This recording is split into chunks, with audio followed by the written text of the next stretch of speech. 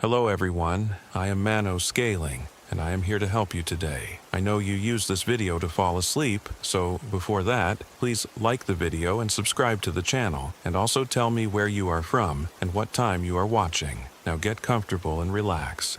Sometimes I wonder if it followed me home from Great Smoky Mountains National Park. I'm Jennifer Adams, and I was 28 when I learned that some things in the woods aren't meant to be found. The Class E motorhome was a rental, our first attempt at RV travel after years of dreaming about exploring America's national parks.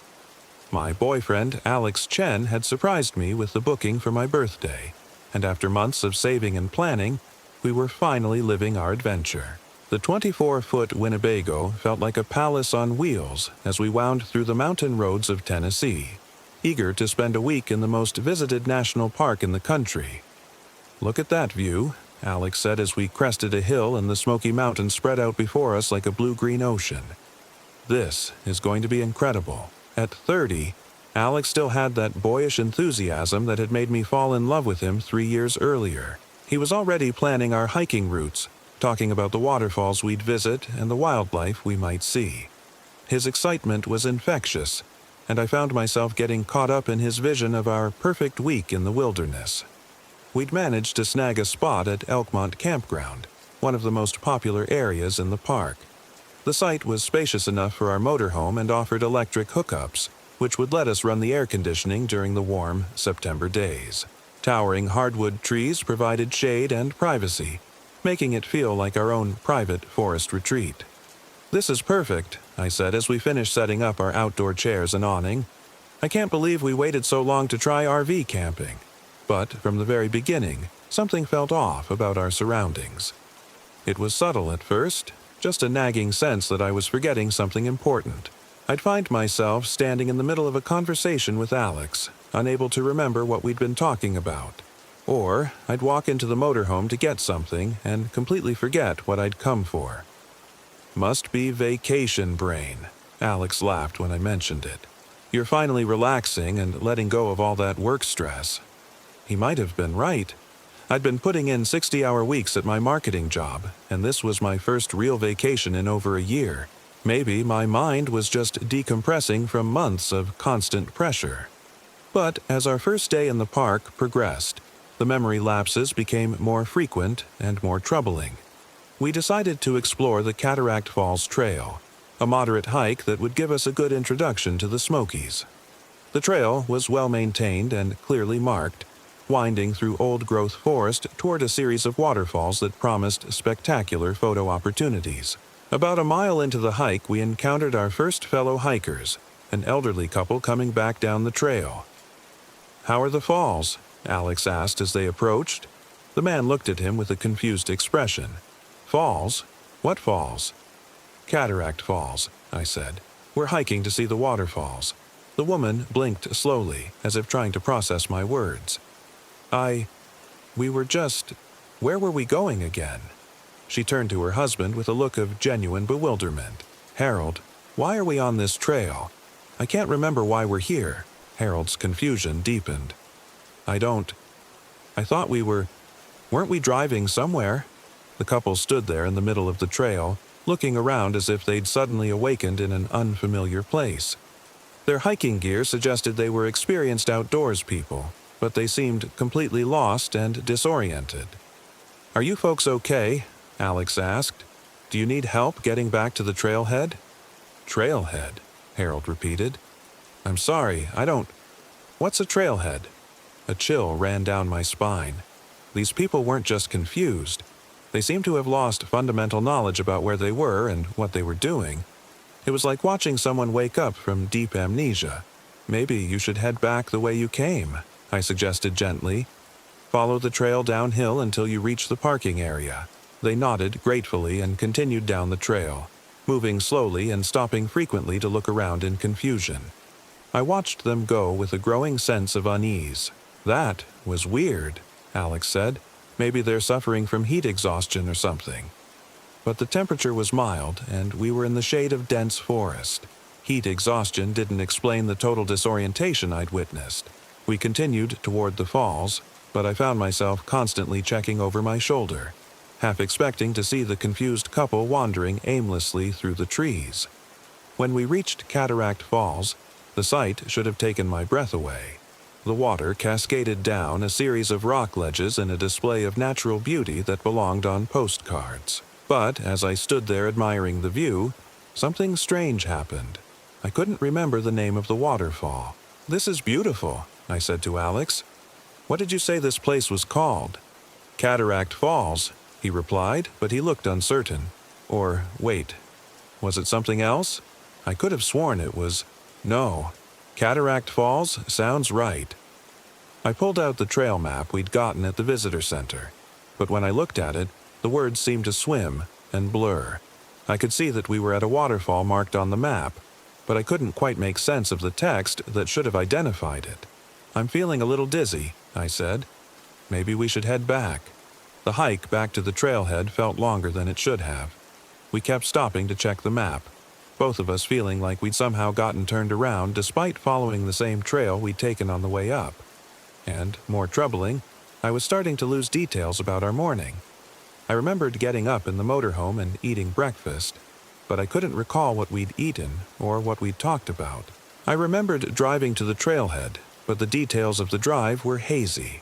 It was like someone was slowly erasing parts of my day, leaving only the broadest outlines. By the time we made it back to the parking area, I was genuinely scared. "Alex, I think something's wrong with me," I said as we got back in our truck. "I can't remember things that just happened." He frowned, starting the engine. "What do you mean?" "This morning. What did we have for breakfast?" He was quiet for a long moment. Coffee, obviously. And didn't we have eggs, or was it cereal?" His frown deepened. "That's strange. I can picture us eating, but I can't remember what we ate." "Do you remember what we talked about on the drive here?" Another pause. "We talked about the park, the trails we wanted to hike," but his voice carried no conviction. "Jennifer, this is really weird. I remember the events, but all the details are fuzzy." We drove back to our campground in relative silence, both of us struggling with the unsettling realization that our memories were becoming unreliable. When we arrived at our campsite, I noticed that several of our neighbors seemed to be experiencing similar problems. The family in the site next to us was standing around their picnic table, staring at their camping gear with expressions of confusion. "Honey, why did we bring all this fishing equipment?" the father was asking his wife. "I don't remember planning to fish." "I thought you wanted to teach the kids," she replied uncertainly. "Or was that someone else's idea?" Their two children, a boy and girl who looked to be around 10 and 12, were examining their own belongings with the same bewildered expressions. "Mom, whose clothes are these?" the girl asked, holding up a small hiking outfit.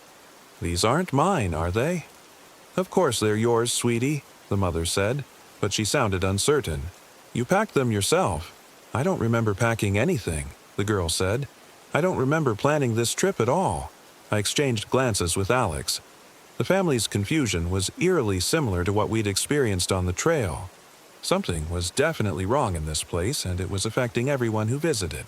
That evening, we joined a ranger-led campfire program, hoping to learn more about the park and maybe find some explanation for the strange memory problems we'd been experiencing. The ranger, a friendly woman named Sarah, gave an engaging presentation about the natural history of the Smokies. But about halfway through the program, Sarah stopped mid-sentence and looked around at the gathered campers with a confused expression. "I'm sorry," she said, "but could someone remind me what we were discussing? I seem to have lost my train of thought." One of the campers, an older man wearing a Park Service volunteer shirt, raised his hand. "You were talking about... He trailed off, looking puzzled. "I'm sorry. I can't remember either." The entire group of 30 or so people sat in silence, trying to recall what the ranger had been saying just moments before. It was like we'd all experienced a collective case of amnesia. "This is very strange," Sarah said, flipping through her notes. "I've given this presentation dozens of times, but I can't seem to...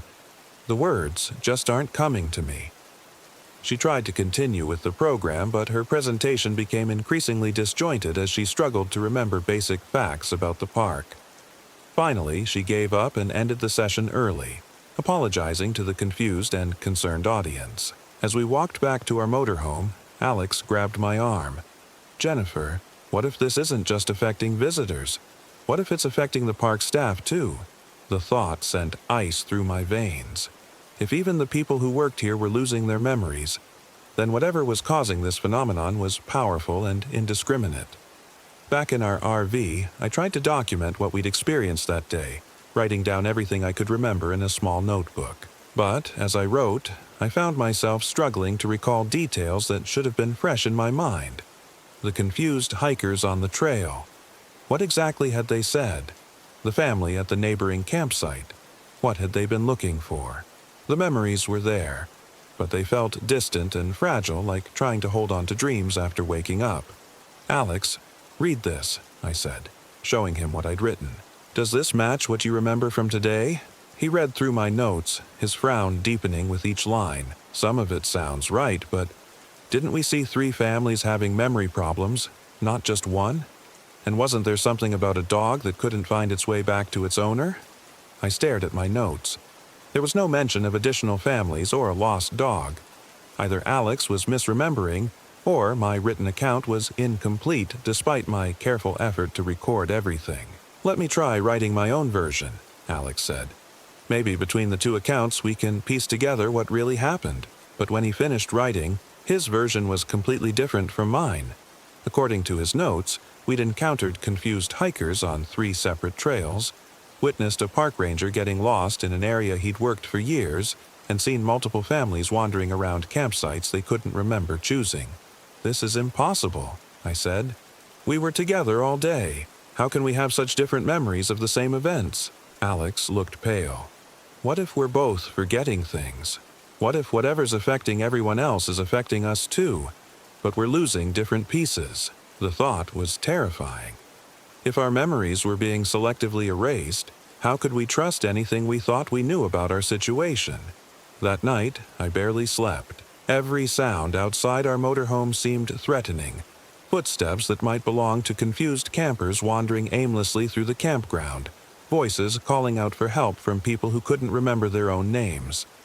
I kept getting up to check the locks on our door, though I couldn't remember why I felt the need to secure ourselves inside. Around 3 a.m., I was jolted awake by the sound of Alex talking in his sleep. "The trees," he was mumbling. "They're in the trees, watching, taking little pieces.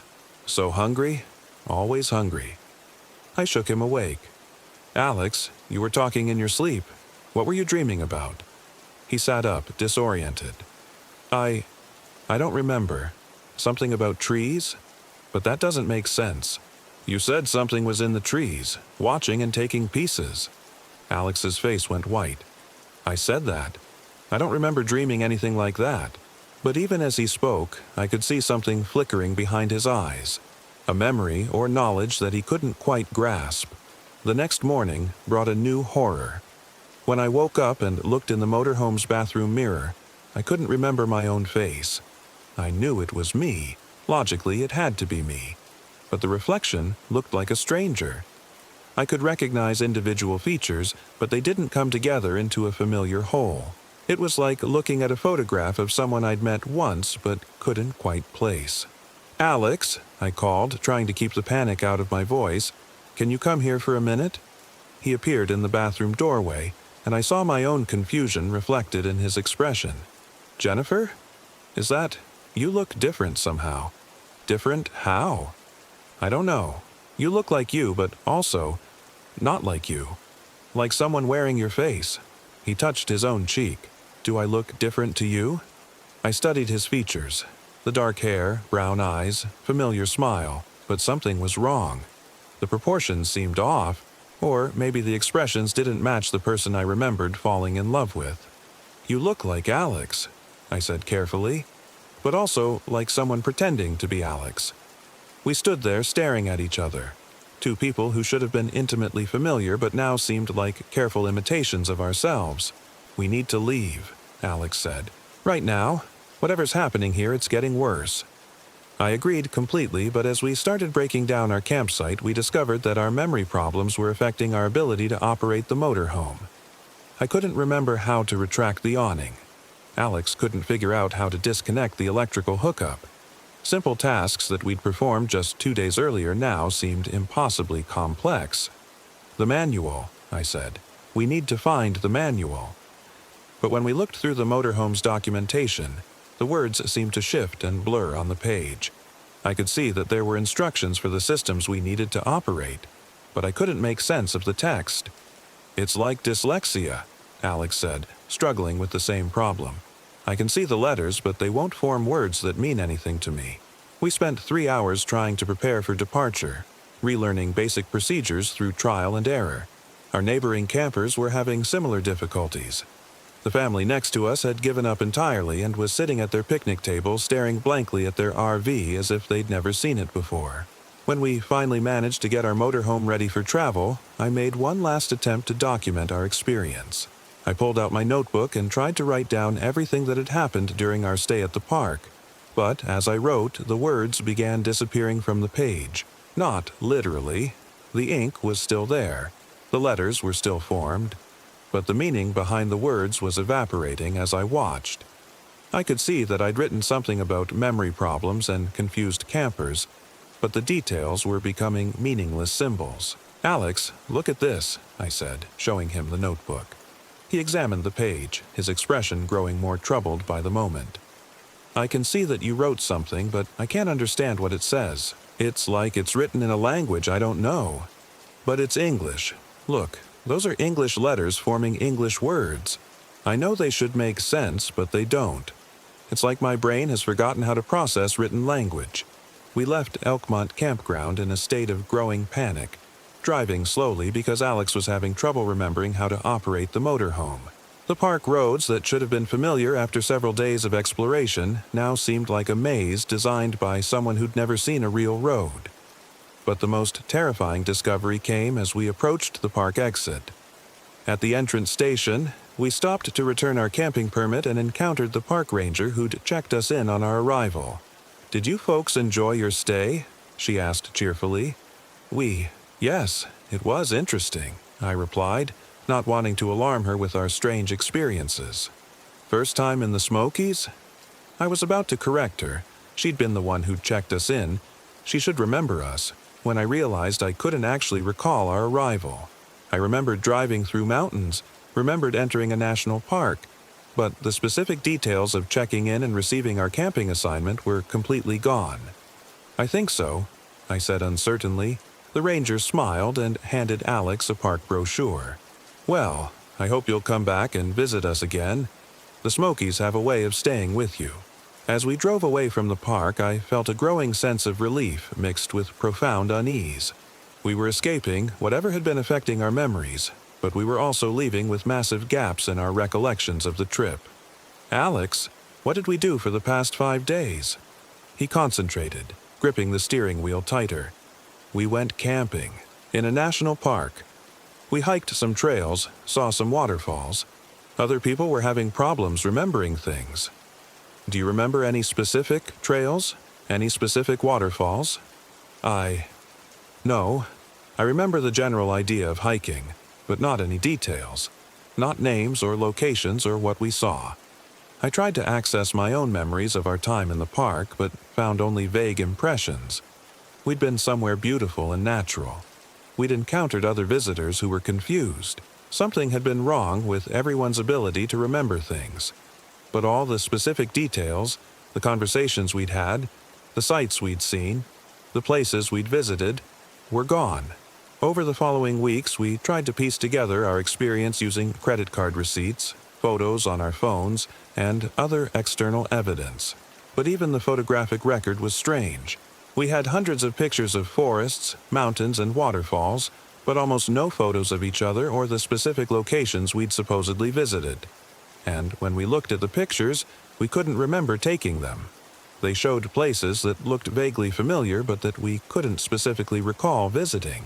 "It's like we were sleepwalking through the entire trip," Alex said, scrolling through the mysterious photos. "We went through the motions of camping and hiking, but weren't really present for any of it." The most disturbing discovery came when I found a note in my own handwriting tucked into the pages of our park guidebook. "They're in the trees. Don't look directly at them. They take memories when you're not paying attention. The longer you stay, the more they take. Leave immediately. I had no memory of writing the note, but it was definitely my handwriting. According to the evidence, I'd figured out what was happening to us and tried to warn myself. But whatever had been stealing our memories had erased my recollection of the warning itself. Alex found similar notes in his wallet and phone. Urgent messages he'd apparently left for himself but couldn't remember writing. Something in the trees was mentioned repeatedly, along with warnings about not looking up and advice to leave the park as quickly as possible. We started researching the Great Smoky Mountains National Park online, looking for other reports of memory problems or unusual phenomena. What we found was deeply unsettling. Scattered across hiking forums and travel blogs were accounts that matched our experience almost exactly. Campers and hikers reporting sudden memory loss, confusion about basic tasks, and the feeling that something was watching them from the forest canopy. Most of these reports were dismissed as altitude sickness, dehydration, or simple vacation brain, but the consistency of the details was troubling. One account from a family who'd visited the park the previous year was particularly chilling. By the third day, our kids couldn't remember their own names. They kept looking up at the trees and saying that the tree people were talking to them. We left immediately, but even now, months later, our children sometimes stare at photos from the trip and ask who those people are. They don't recognize themselves in pictures taken during our visit to the park. Another report came from a solo hiker who'd spent a week backpacking in the park's backcountry. I have no memory of the last 4 days of my trip. According to my GPS tracker, I covered over 50 miles of trails, but I can't recall a single step. I found notes in my own handwriting warning me about memory feeders that live in the old-growth trees, but I don't remember writing them. Most disturbing. I came home with knowledge I shouldn't have. Detailed information about park areas that aren't on any map, as if something had been teaching me while I was in my memoryless state. The more we researched, the clearer the pattern became.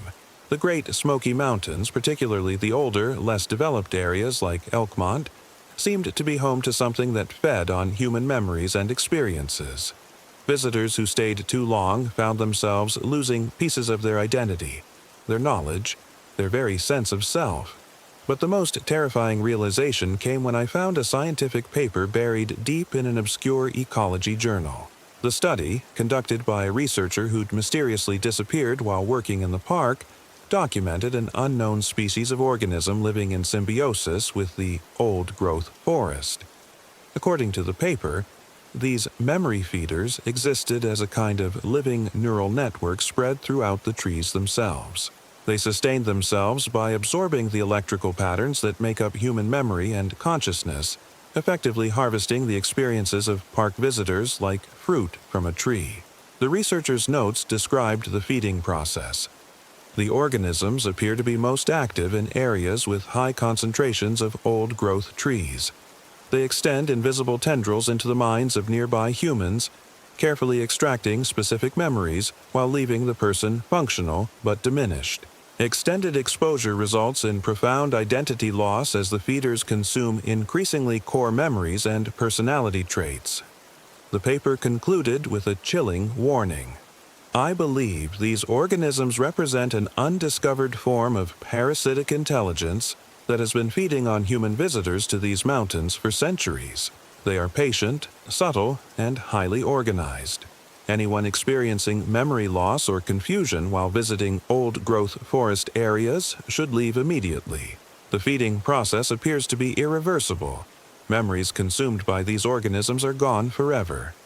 The researcher's final notes were found carved into a tree near his abandoned campsite. They're beautiful when you see them directly, living light moving through the canopy. But don't look. They take more when you acknowledge them. I understand now why I can't remember my name. He was never found. Reading that paper, I finally understood what had happened to us during our trip to the Smokies. We'd been fed upon by something ancient and alien, something that had turned the forest itself into a vast feeding ground. We'd lost days of our lives, memories, experiences, parts of our very selves, to creatures that existed beyond human understanding. But we'd also been lucky. We'd left before the feeding became total, before we lost so much of ourselves that we couldn't function in the normal world. Other visitors hadn't been so fortunate. I started having nightmares after reading the research, dreams of vast neural networks spreading through root systems, of consciousness being slowly drained away like sap from a tree. I'd wake up with the certainty that something was still connected to my mind, still slowly feeding on whatever memories remained from our trip. Alex began experiencing similar symptoms. He'd forget conversations we'd had the day before, lose track of time while staring out windows at trees, and sometimes catch himself speaking in a voice that sounded like his own, but felt foreign and empty. "I think they're still with us," he said one evening as we sat in our apartment, deliberately avoiding looking at the park photos on our coffee table. "I think part of them came back with us." He was right. Whatever had fed on us in the Smokies had left something behind. A connection, a residual presence that continued to influence our minds even hundreds of miles away. We were no longer fully ourselves, and we never would be again. The memory feeders had taken something essential from us, something that couldn't be replaced or recovered. We were walking around with holes in our consciousness, gaps where experiences and knowledge should have been but no longer existed. And sometimes, late at night, I could feel those gaps being slowly explored by alien intelligences that regarded human consciousness as nothing more than a renewable resource. We never went camping again. The thought of sleeping under trees, of exposing ourselves to whatever might be living in the canopy above, filled us both with primal terror. Even walking through city parks became an ordeal, as we found ourselves compulsively scanning the branches overhead for signs of the beautiful, terrible lights that fed on human memory. Our relationship couldn't survive what we'd experienced. How do you maintain intimacy with someone when you can't trust your own memories of them? How do you build a future when your shared past has been partially erased by alien parasites? Alex and I broke up 6 months after our trip to the Smokies.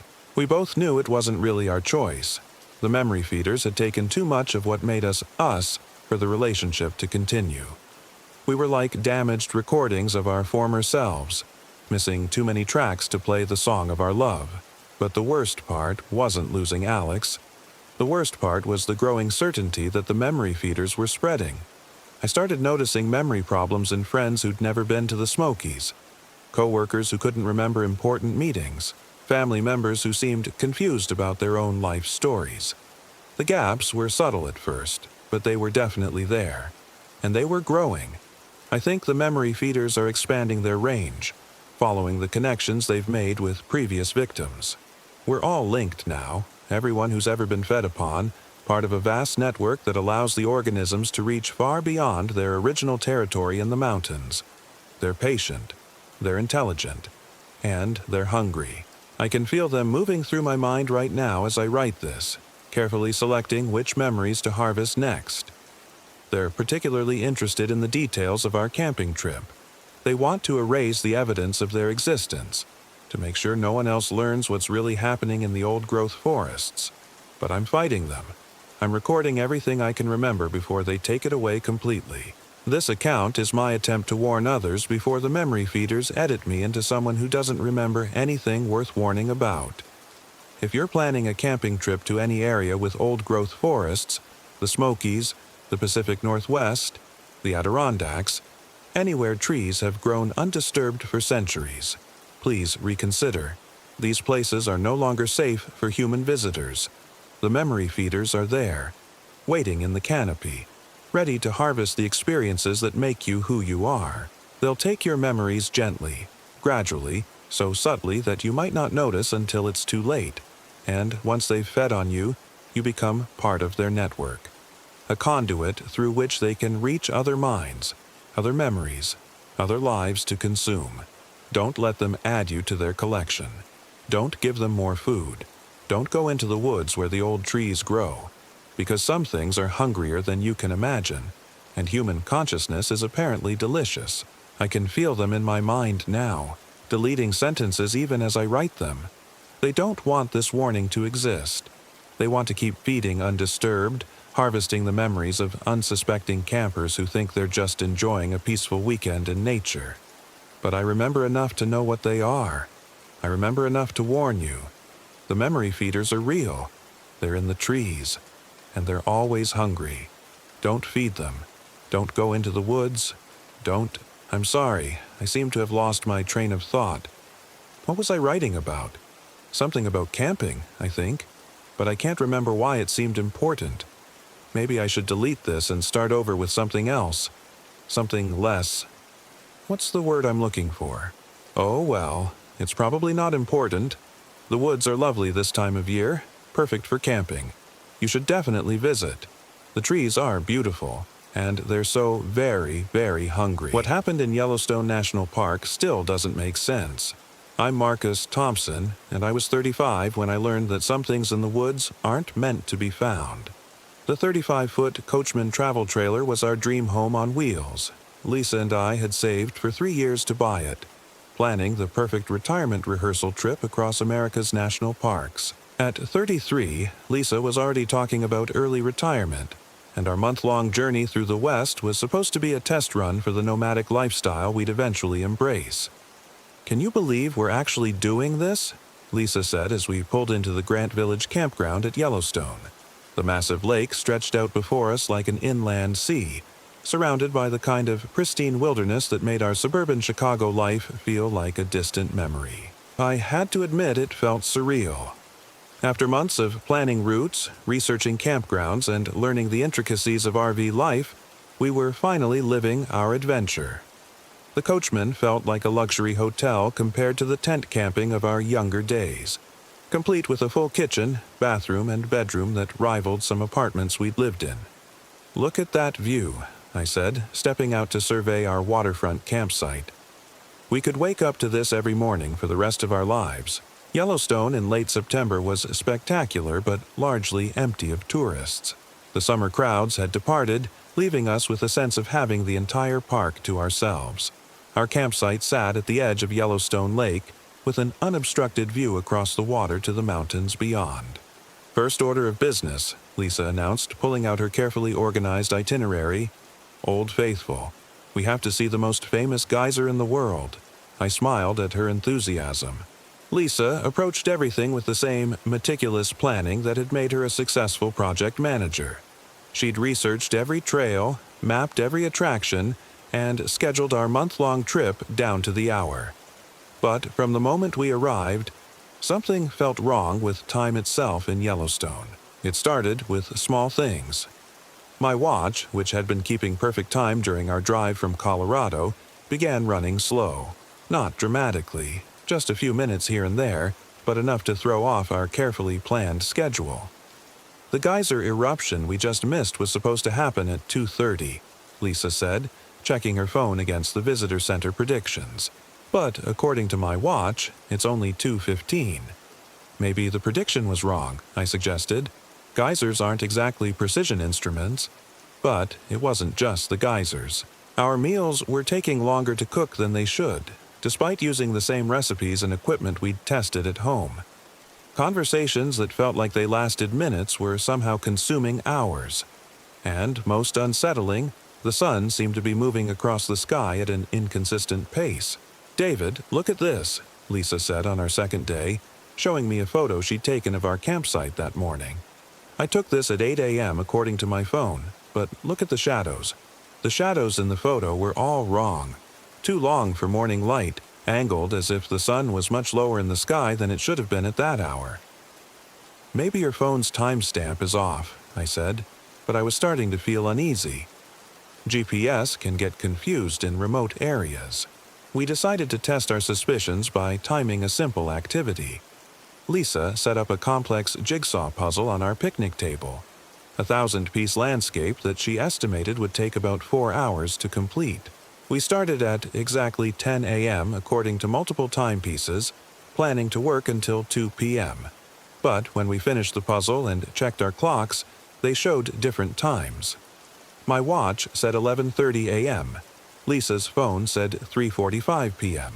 The clock in our trailer said 9:15 a.m. And the sun's position in the sky suggested it was late afternoon, despite the fact that we'd started mid-morning. "This is impossible," Lisa said, staring at the completed puzzle. "Time can't work differently for different objects." But that's exactly what seemed to be happening. In Yellowstone, time wasn't flowing uniformly. It was moving at different rates for different people, different objects, different activities, and the effect seemed to be getting stronger the longer we stayed. On our third day, we decided to hike to one of the park's famous thermal features, a moderate trail that should have taken about 3 hours round trip. We left our campsite at 9 a.m., planning to be back by noon for lunch. The hike started normally. The trail was well marked and our pace was steady. But about an hour in, I noticed that the sun hadn't moved in the sky. At all. Despite clearly having walked for over an hour, the shadows around us were exactly the same length and angle as when we'd started. "Lisa, what time is it?" She checked her phone. "Still 9:47, but that's impossible. We've been hiking for at least an hour." I looked at my watch. 10:23. "Mine says we've been out for over an hour." Oh, we stood there on the trail, looking up at a sun that seemed frozen in place while our timepieces showed different versions of reality. It was like being inside a broken clock, where all the gears were turning at different speeds. "Let's keep going," Lisa said with forced cheerfulness. "Maybe it's just some kind of atmospheric phenomenon, the altitude or geothermal activity affecting our perception." But as we continued hiking, the temporal distortions became more pronounced. We'd walk for what felt like minutes and find that hours had passed on our devices. Or we'd rest for what seemed like an extended break, only to discover that no time had elapsed at all. The thermal feature we'd come to see was spectacular, a collection of hot springs and small geysers that painted the landscape in otherworldly colors. But when we reached it, we encountered something that made my blood run cold. There was another couple at the viewpoint, standing perfectly still and staring at the springs with expressions of rapt fascination. They looked like hikers, proper boots, backpacks, cameras around their necks, but something was wrong with the way they were positioned. They weren't moving at all, not the slight swaying that people normally exhibit when standing, not the small adjustments of weight from foot to foot. They were as motionless as statues, their eyes fixed on the bubbling pools below.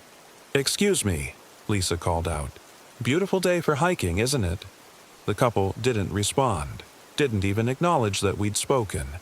I approached them cautiously, noting that their clothes and gear looked normal but somehow out of date, like hiking equipment from the 1990s or early 2000s. "Are you folks okay?" I asked, waving my hand in front of the woman's face. No response, no blink, no movement, no sign that she was even aware of my presence. But she was clearly alive. I could see her chest rising and falling with slow, regular breaths. That's when I noticed the plaque beside the viewing area. It was a standard National Park Service information sign, but the text made my skin crawl. Temporal Anomaly Zone. Visitors experiencing time distortion should exit area immediately. Prolonged exposure may result in temporal displacement or chronological suspension. "Lisa, we need to leave. Right now." But when I turned around, Lisa was gone. I spun in a complete circle, scanning the area around the thermal features. She'd been right beside me moments before, taking photos of the springs. But now there was no sign of her anywhere. "Lisa," I called, my voice echoing off the surrounding rocks. "Lisa, where are you?" The only response was the bubbling of the hot springs and the absolute silence of the two motionless hikers. I searched frantically around the viewing area, following every trail and checking behind every rock formation. But Lisa had simply vanished, as if she'd never been there at all. As panic set in, I noticed something even more disturbing.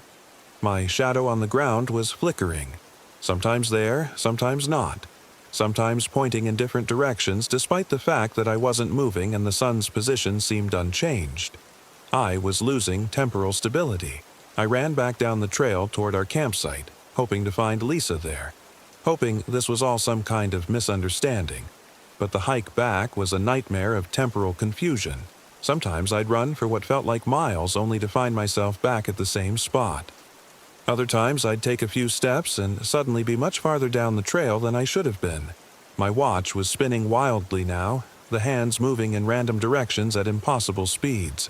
My phone showed a date from 3 weeks in the future, then jumped back to last month, then displayed symbols that weren't numbers at all. When I finally reached our campsite, I found Lisa sitting at our picnic table as if nothing had happened. "There you are," she said cheerfully. "I was wondering where you'd gone. Did you enjoy the thermal features? Lisa, you disappeared. I looked everywhere for you." She frowned. "What do you mean? I've been here the whole time. You left to go hiking about an hour ago. Said you wanted to see the springs alone." "That's not what happened. We hiked together. You vanished while we were at the viewpoint. But as I spoke, I started to doubt my own memory. Had I gone alone? I could picture Lisa staying behind at the campsite saying she wanted to read her book, but I could also clearly remember her walking beside me on the trail. Both memories felt equally real and equally false. "What time is it?" I asked. Lisa checked her phone. 2:30 p.m. Why? I looked at my watch, which had stopped spinning and now showed 7:45 a.m. The sun's position suggested late afternoon, but the shadows were pointing in directions that made no sense for any time of day. "Lisa, I think something's wrong with time in this place." She laughed. "Don't be silly. Time is time. It's the same everywhere." But even as she said it, I could see confusion flickering in her eyes. She looked around our campsite as if seeing it for the first time, then at her hands as if she wasn't sure they belonged to her. "Actually," she said slowly, "what day is it?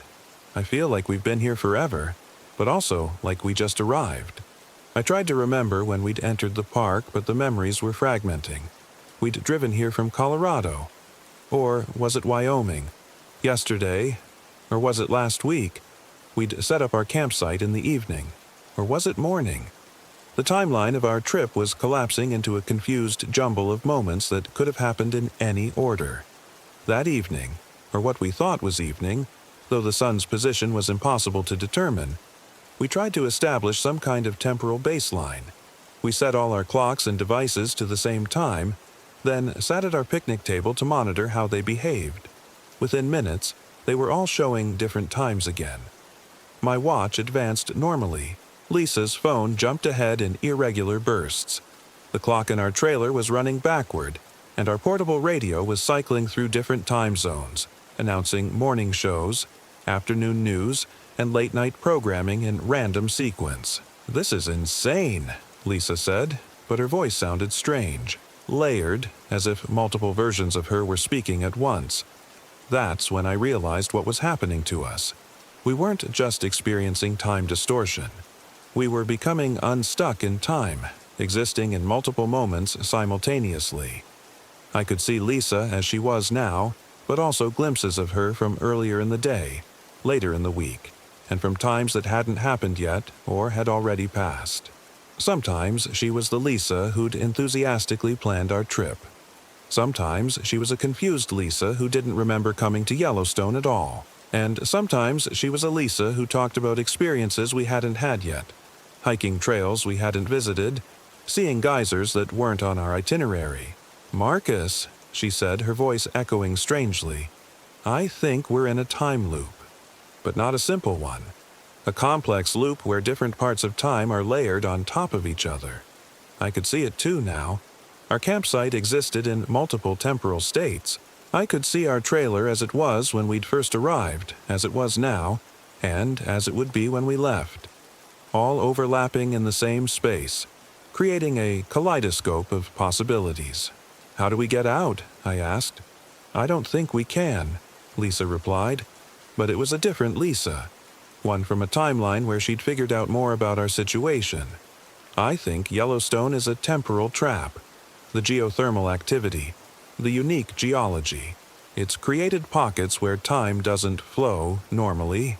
As she spoke, I saw flashes of other conversations we'd had or would have about our predicament. Discussions about quantum mechanics and space-time distortions. Arguments about whether to try to leave or stay and study the phenomenon. Tearful reunions when we'd found each other after being separated across different time streams.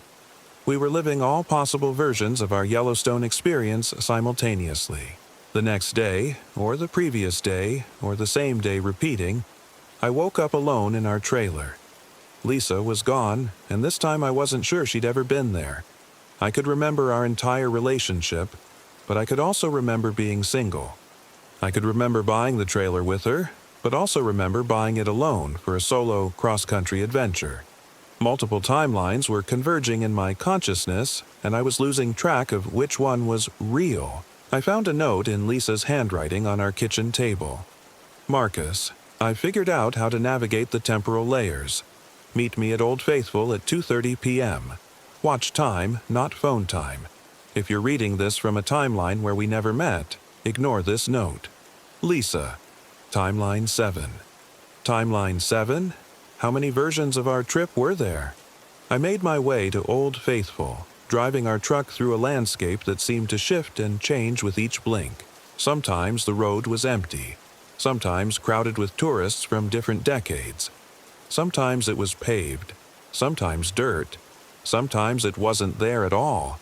At the geyser, I found multiple versions of Lisa waiting for me. There was the Lisa from our original timeline, confused and scared. There was a Lisa who'd become an expert on temporal anomalies. There was a Lisa who'd been trapped in loops for subjective years. And there was a Lisa who existed only as a memory of a timeline that had been erased. You have to choose, they said in unison, their voices creating harmonics that hurt my ears. You can stay in the loops and experience infinite possibilities, or you can collapse back to a single timeline and leave. What happens if I stay? You become like those hikers we saw at the thermal features. Trapped in a single moment, experiencing all possibilities simultaneously until your consciousness can't distinguish between them anymore. And if I leave? You lose most of the timelines, most of the experiences, most of the versions of our relationship. I looked around at the various Lisas, each representing a different path our lives could have taken. In some timelines, we were perfectly happy. In others, we'd broken up. In a few, we'd never met at all. I want to leave with you, I said to the original Lisa, or the one who felt most like the original. The real you. But which one is real? She asked sadly. After being scattered across multiple timelines, I'm not sure I know anymore. As I struggled with the decision, the geysers around us began erupting in impossible patterns. Old Faithful shooting water sideways, small springs creating waterspouts that reached the clouds, thermal features that shouldn't exist manifesting and disappearing in seconds. The temporal instability was reaching a critical point. I grabbed the Lisa who felt most familiar and ran toward our campsite, hoping that our trailer could somehow anchor us to a single timeline. Behind us, I could hear the other versions of ourselves calling out warnings and farewells and pleading for us to come back. At our campsite, I found our trailer exactly as we'd left it, or as one version of us had left it. I quickly started the engine and began breaking camp, throwing gear into storage compartments without our usual careful organization. Hurry, Lisa said, but her voice was fading, becoming more echo than substance. I can feel myself spreading across timelines again. I gunned the engine and pulled out of the campsite, our trailer swaying dangerously as we raced toward the park exit. In the rearview mirror, I could see multiple versions of Yellowstone. Pristine wilderness, tourist destinations from different eras, landscapes that had never existed but might have. At the park gate, the ranger who checked us out looked confused. "How was your stay?" she asked.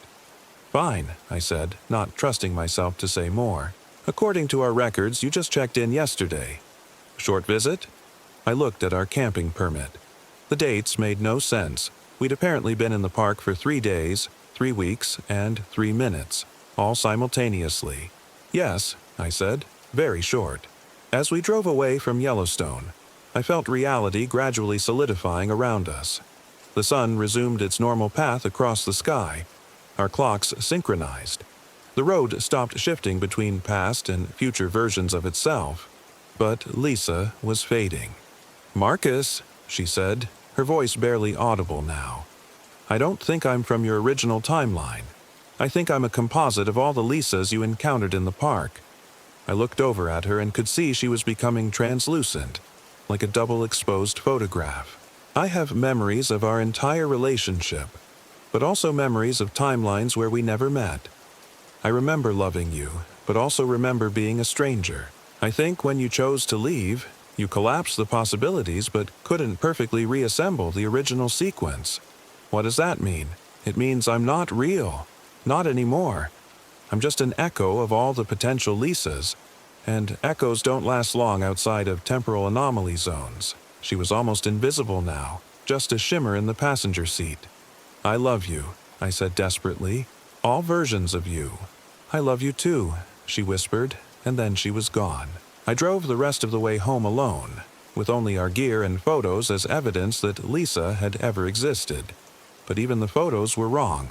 Some showed her clearly, some showed empty spaces where she should have been, and some showed people I didn't recognize who were apparently also named Lisa. When I arrived home, I found that our house had no signs of Lisa's occupancy. No women's clothes in the closets, no shared memories in our photo albums, no trace of the relationship that had been the center of my life for the past 5 years. According to this timeline, apparently my original timeline, I'd always been single.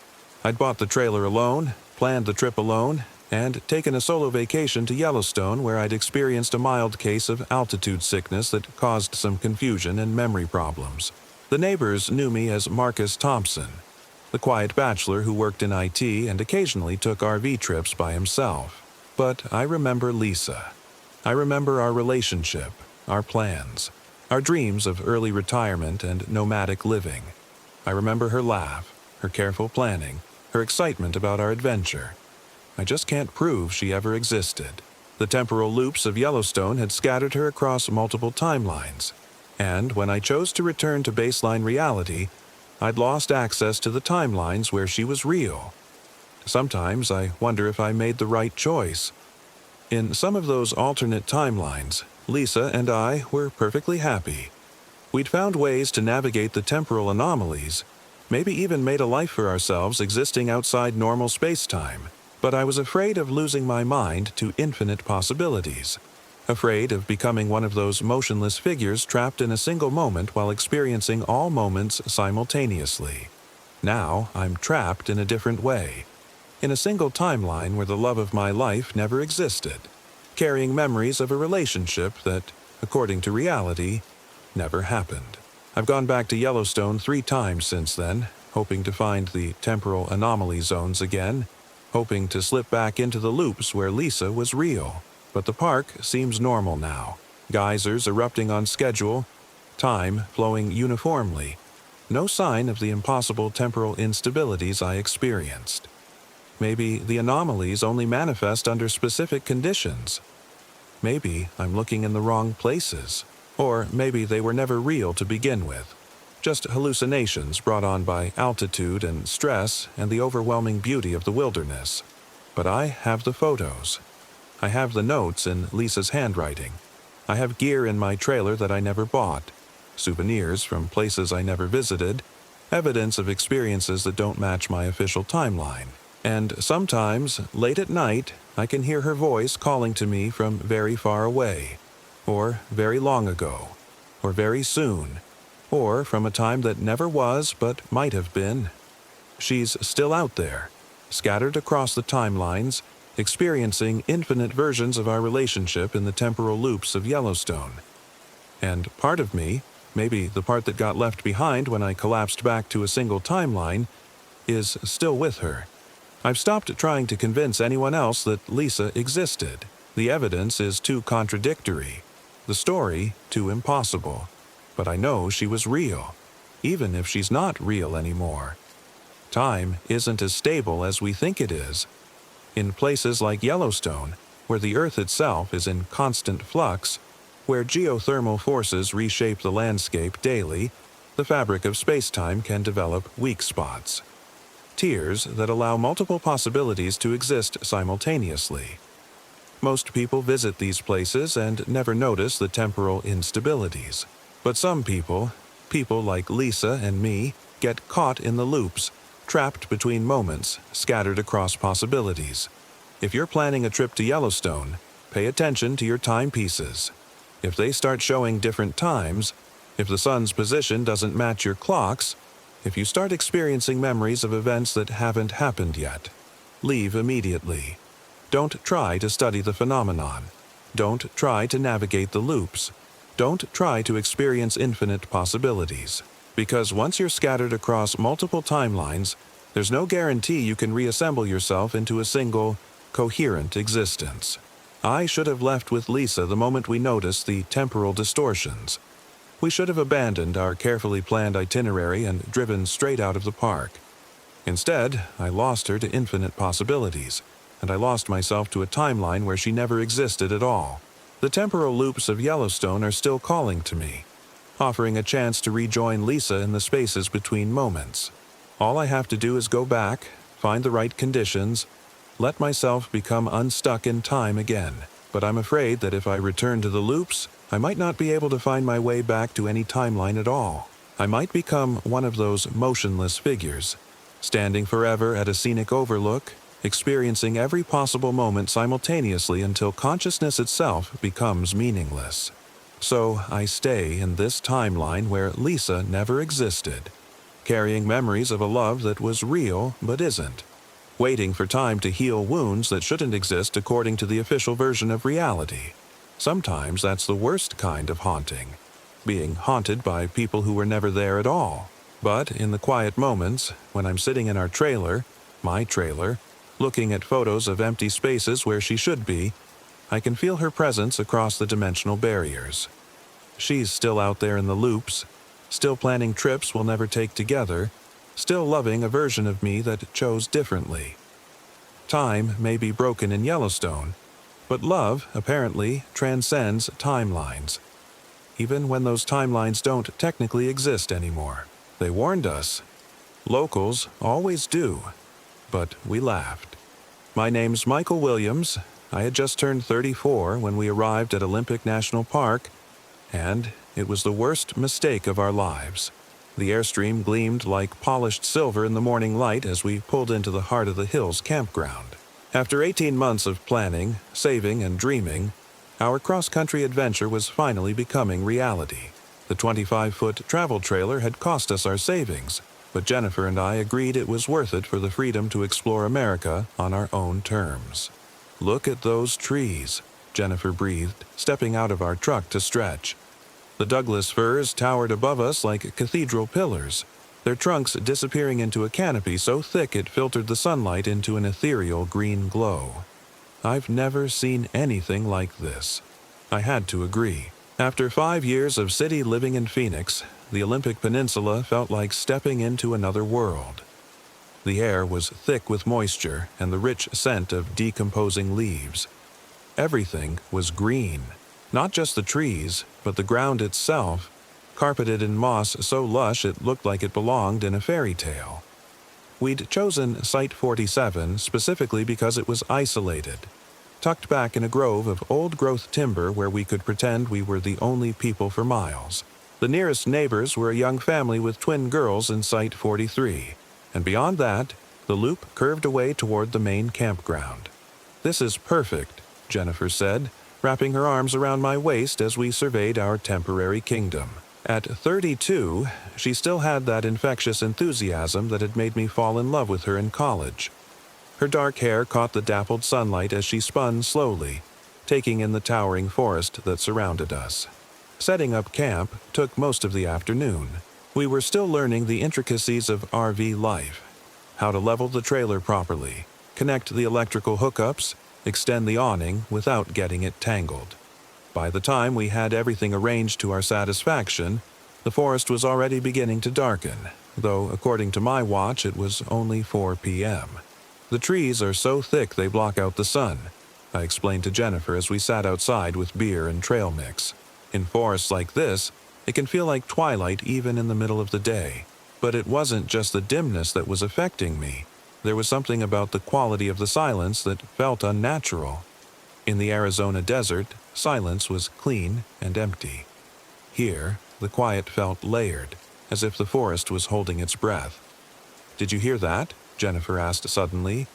I listened, but heard only the distant drip of moisture falling from the canopy. "Hear what?" I thought I heard someone calling." She shrugged and took another sip of beer. "Probably just the family down the way." We grilled salmon for dinner, our first official meal of the trip, and talked about our plans for the next few days. The Hoh Rainforest, Ruby Beach, maybe a day trip to the hot springs. Jennifer pulled out her camera and started going through the photos she'd taken during setup, exclaiming over the way the light filtered through the trees. "Michael, look at this one," she said, holding the camera screen toward me. The photo showed our airstream nestled among the massive trunks, looking tiny and vulnerable in the cathedral space of the forest. But what caught my attention was something in the background. A pale shape between two trees that looked almost like a person. "What's that?" I asked, pointing at the shape. Jennifer squinted at the screen. "Probably just a trick of the light. You know how cameras pick up weird shadows sometimes." But as we scrolled through more photos, the shapes appeared again and again. Always in the background, always just at the edge of clarity.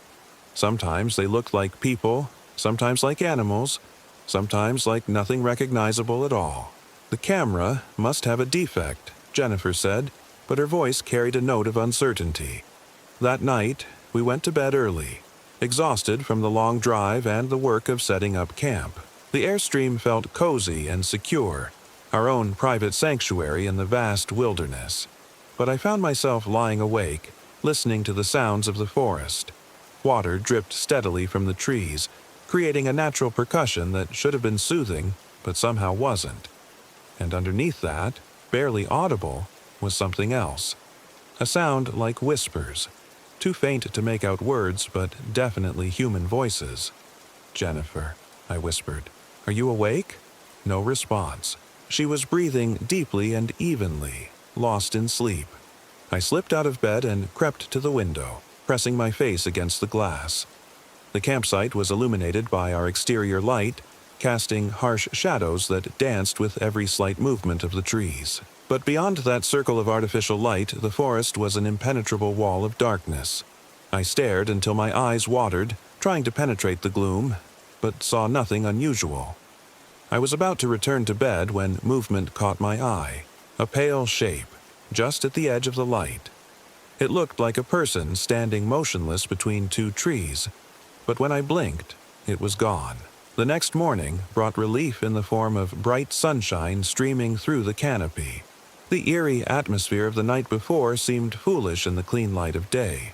Jennifer made coffee and pancakes while I checked our equipment, and we spent an hour planning our hiking route through the Hoh Rainforest. "It's supposed to be one of the most pristine temperate rainforests in the world," Jennifer read from the guidebook. "Some of these trees are over 1,000 years old." We broke camp around 9 a.m., hitching the airstream to our truck for the drive to the Hoh River campground. The road wound through increasingly dense forest, and I found myself constantly checking the rearview mirror. Not because I was worried about the trailer, I was getting comfortable towing it, but because I kept thinking I saw shapes moving between the trees. "You're being paranoid," I told myself, but couldn't shake the feeling that we were being watched. The Hoh River campground was busier than Heart of the Hills, with RVs and tents scattered throughout a grove of massive Sitka spruces. We managed to secure a site near the river, where the sound of flowing water created a pleasant background noise that masked the oppressive silence of the deep forest. "This is better," Jennifer said as we set up for the second time. "More people around." I agreed, though I wasn't sure why that mattered. It wasn't like we were worried about bears or other wildlife. Washington State had black bears, but they rarely bothered campers. Still, there was something comforting about seeing other families going about their camping routines. We spent the day hiking the Hall of Mosses Trail, marveling at the incredible diversity of the rainforest ecosystem. Everything was draped in moss. The trees, the fallen logs, even the rocks in the river. It was beautiful, but also somehow alien, as if we'd stepped into a world where different rules applied.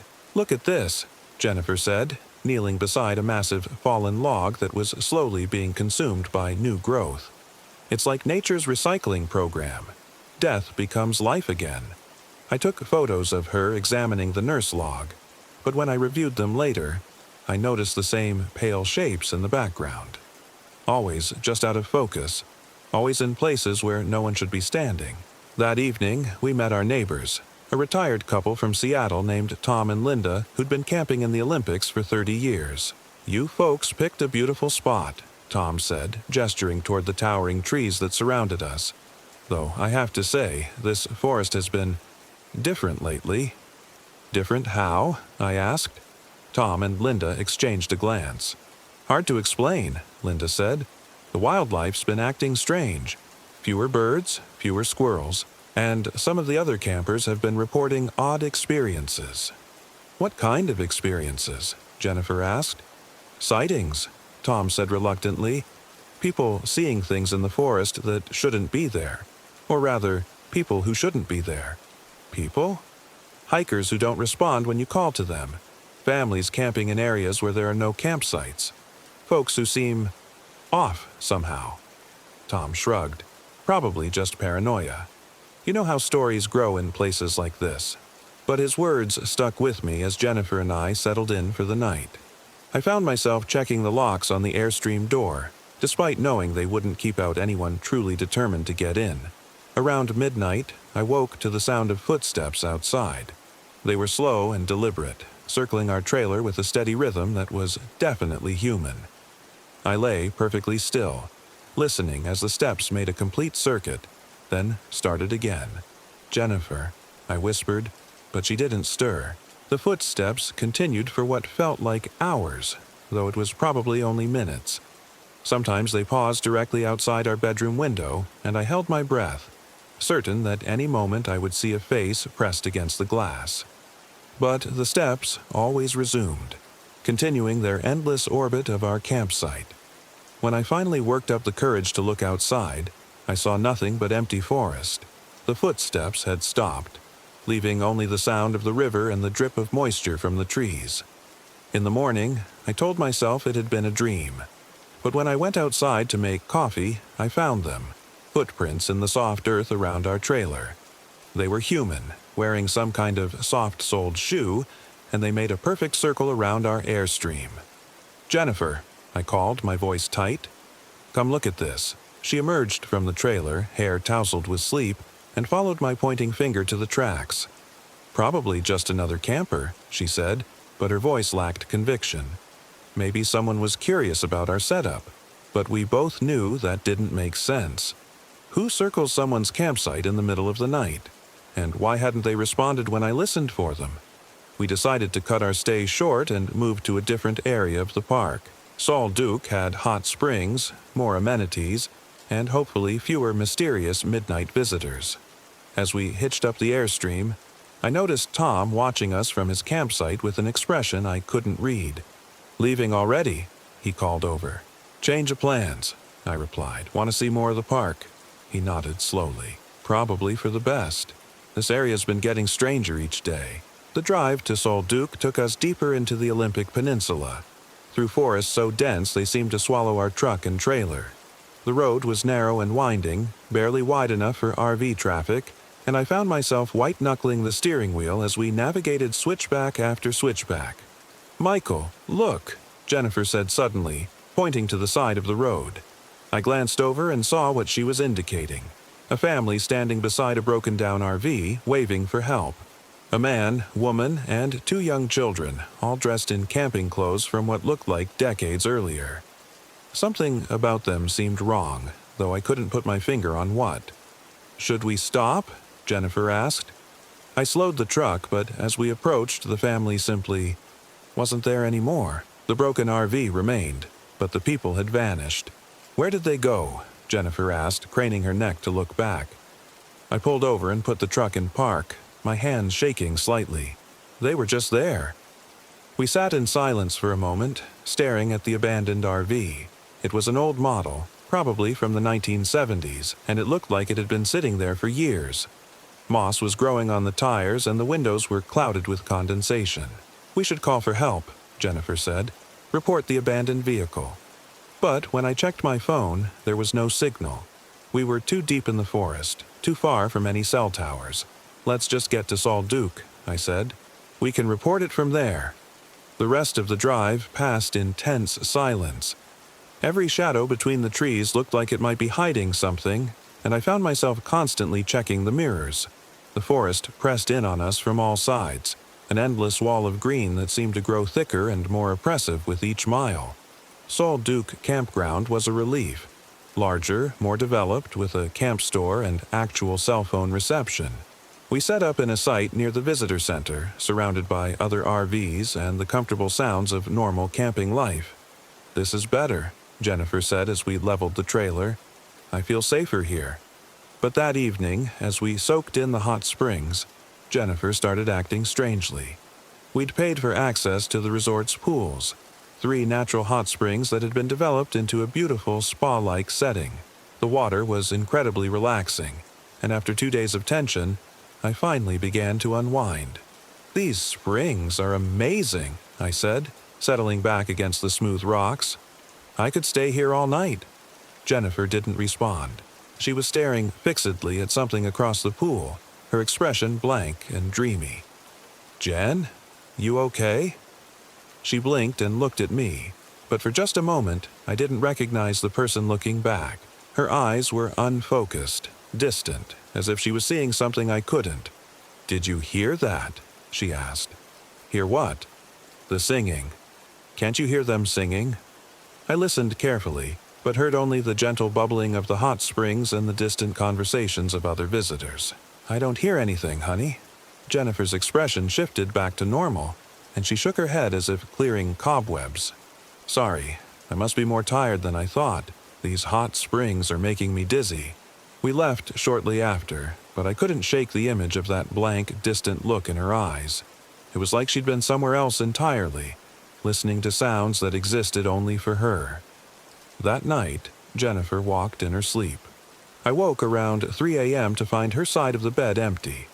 The Airstream door was standing open, letting in the cold night air and the sounds of the forest. I grabbed a flashlight and went outside, calling her name softly so as not to wake our neighbors. I found her about 50 yards from our campsite, standing perfectly still among the trees. She was dressed in her pajamas and barefoot, but she didn't seem to notice the cold or the rough ground beneath her feet. "Jennifer," I called, but she didn't respond. I approached carefully, remembering something I'd read about not waking sleepwalkers too abruptly. She was staring up at the canopy with that same distant expression I'd seen at the hot springs. "They're beautiful," she whispered. "Can't you see them? They're dancing in the trees." I followed her gaze but saw nothing except darkness and the occasional glint of starlight through the leaves. "Jen, you're sleepwalking. Let's go back to the trailer." I touched her arm gently, and she blinked, suddenly present again. "Michael? What? How did I get out here?" "You were sleepwalking. Come on, let's get you back to bed." She let me guide her back to the Airstream, but I could feel her reluctance, as if part of her wanted to stay in the forest. As we reached the door, she looked back over her shoulder with an expression of profound loss. "I was with them," she said quietly. "They were showing me something important." Who was showing you?" But she was already climbing back into bed, and within minutes she was asleep again, breathing deeply and peacefully as if nothing had happened. I sat awake for the rest of the night, watching her and trying to make sense of what was happening to us. First, the mysterious photographs, then the footsteps, the vanishing family, and now Jennifer's strange behavior. It was as if the forest itself was affecting us, changing us in ways I didn't understand. In the morning, Jennifer had no memory of the sleepwalking episode. She seemed perfectly normal, making breakfast and chatting about our plans for the day as if nothing had happened. But I noticed she kept glancing toward the trees with a wistful expression, as if she was trying to remember something just out of reach. "Let's go into town today," I suggested. "Get away from the forest for a while." Jennifer looked disappointed.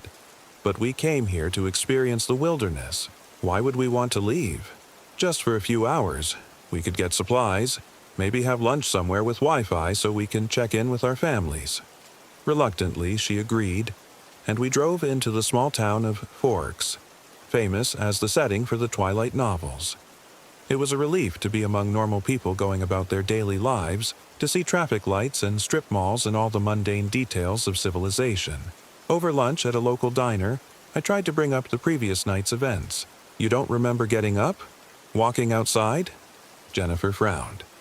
I remember having vivid dreams about the forest, about people living in the trees, but I definitely didn't leave the trailer. Jen, I found you outside. You were standing in the woods, talking about seeing people dancing in the trees. She stared at me for a long moment, then shook her head. That's impossible. I would remember something like that, but I could see doubt creeping into her expression, and when she excused herself to use the restroom, I noticed her checking her bare feet for signs of dirt or injury. The drive back to Sol Duc felt like descending into another world. As soon as we entered the forest, I felt the oppressive weight of the trees settling over us again. Jennifer's demeanor changed, too. She became quieter, more withdrawn, constantly looking out the windows as if searching for something. That evening, I decided to stay awake and watch her. I pretended to fall asleep while actually monitoring her breathing, waiting to see if she would try to leave again. Around 2 a.m., she sat up slowly and quietly slipped out of bed. I watched through slitted eyes as she moved to the door, her movements oddly graceful and purposeful. She paused with her hand on the handle, and for a moment I thought she was going to turn around and go back to bed. Instead, she opened the door and stepped outside. I waited a few minutes, then followed, grabbing my flashlight and pulling on shoes. The campground was silent except for the distant sound of the Sol Duc River and the ever-present drip of moisture from the trees. I found Jennifer in the same place as the night before, standing among the trees about 50 yards from our campsite. But this time, she wasn't alone. There were others with her, pale figures that seemed to glow faintly in the darkness. At first I thought they were other campers, but as my eyes adjusted, I realized something was very wrong. The figures were too tall, too thin, and they moved with an unnatural fluidity that made my skin crawl. They were arranged in a circle around Jennifer, and they were indeed dancing, swaying back and forth with a rhythm that seemed to echo the dripping of water from the canopy. Jennifer was swaying with them, her arms raised above her head, her face tilted up toward the trees. I started to call out to her, but something made me hesitate. The scene was beautiful in a terrifying way, like watching a religious ceremony from a faith I didn't understand, and I had the distinct feeling that interrupting would be dangerous. Not just for me, but for Jennifer as well. As I watched, one of the figures approached Jennifer and extended what might have been a hand. She reached out to take it, and the moment their fingers touched, she shuddered and seemed to become more translucent, as if she was fading away. That broke my paralysis. I crashed through the underbrush, shouting her name and sweeping my flashlight across the circle of figures. They scattered immediately, melting back into the forest like mist, leaving Jennifer standing alone and confused. "Michael, what's happening?" I grabbed her hand, solid and warm and reassuringly real, and pulled her back toward the airstream. "You were sleepwalking again. Come on, we need to get you inside." But as we hurried through the trees, I couldn't shake the feeling that those figures were still out there, watching us from the darkness. And when I looked back at Jennifer, I noticed that her hand felt slightly cold, and in the beam of my flashlight she looked just a little bit transparent around the edges. Back in the trailer, I turned on every light and made coffee, needing the warmth and normalcy of familiar routines. "We're leaving in the morning," I said. Jennifer looked at me with that distant expression again. "Leaving? But we just got here." "Something's wrong with this place, Jen. It's affecting you, changing you somehow." "I feel fine. Better than fine, actually. I feel connected to something larger than myself." The way she said it sent chills down my spine. It was the tone people used when talking about religious experiences or drug trips, a kind of blissful disconnection from reality. "Promise me you won't leave the trailer tonight," I said. "Whatever you hear, whatever you think you see, promise me you'll stay inside." She nodded, but I could see the reluctance in her eyes. Part of her wanted to go back outside, back to whatever was waiting for her in the forest. I didn't sleep at all that night. I sat by the window, watching the trees and thinking about everything that had happened since we'd entered Olympic National Park. The photographs, the footsteps, the vanishing family, and now these mysterious figures that seemed to be calling to Jennifer. Around dawn, I made a decision. I started packing our gear, moving quietly so as not to wake Jennifer. We were leaving, whether she wanted to or not. When she woke and saw what I was doing, she became agitated in a way I'd never seen before. "We can't leave," she said, grabbing clothes from my hands and putting them back in drawers. "They're not finished with me yet." "Who's not finished with you?" The... She struggled for words, pressing her hands to her temples. I can't remember exactly, but they were showing me something important. Something about the forest, about how everything is connected. "Jennifer, you're scaring me. You're not acting like yourself." She turned to look at me, and for a moment her eyes were completely unfamiliar. Older, wilder, as if something else was looking out through them. "Maybe this is who I really am," she said quietly. "Maybe I've been pretending to be someone else my whole life." That decided it. I physically carried her to the truck, ignoring her protests, and finished hitching the Airstream as quickly as possible. She sat in the passenger seat, staring back at the forest with tears streaming down her face. "They'll forget me now," she whispered. I was almost one of them. We drove out of Olympic National Park in silence, Jennifer crying quietly while I focused on navigating the winding roads. I didn't feel safe until we reached the interstate, surrounded by traffic and strip malls and all the comfortable ugliness of modern civilization. That was 6 months ago. We never finished our cross-country trip. Instead, we drove straight home to Phoenix, where we sold the Airstream and tried to return to our normal lives. Jennifer went back to work, started seeing a therapist about the stress-related episodes I told people she'd experienced while camping. But she's never been the same. She goes through the motions of normal life. Her job, our friends, the routines we'd established over years of marriage. But there's a part of her that's still in that forest, still dancing with those pale figures under the canopy of ancient trees. Sometimes I catch her staring out windows with that distant expression, as if she's listening to sounds only she can hear. She's started having trouble sleeping, often waking me in the middle of the night to ask if I hear them calling to her. And the photographs, I've tried to delete them, but they keep reappearing on her camera and phone. Pictures of the forest, of our campsite, of those pale shapes that shouldn't exist but do. She studies them for hours, zooming in on details that make no sense to me. "Look," she'll say, pointing at some grainy shape in the background. You can see her face there. She was trying to tell me something.